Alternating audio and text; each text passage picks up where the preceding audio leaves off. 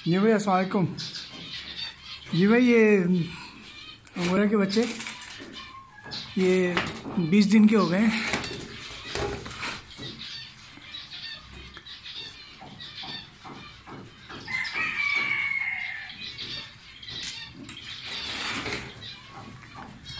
ये पहले कलच वाले बच्चे हैं।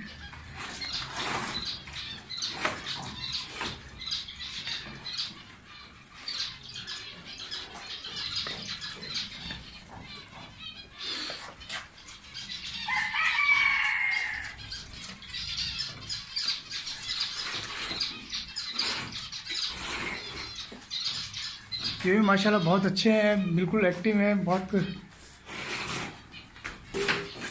और ये न्यूजीलैंड वाइट, ये दोनों बैठे हुए हैं माशाल्लाह। अब तो काफ़ी मोटे ताज़ा हो रहे हैं। अभी वेट नहीं किया मैंने इनका, लगता भी है कि ये शायद प्रेग्नेंट है, बच्चे देने वाली है ये न्यूजीलैंड वाइट। ठीक है जी, बहुत बहुत शुक्रिया, जज़ाकल्लाह खैर।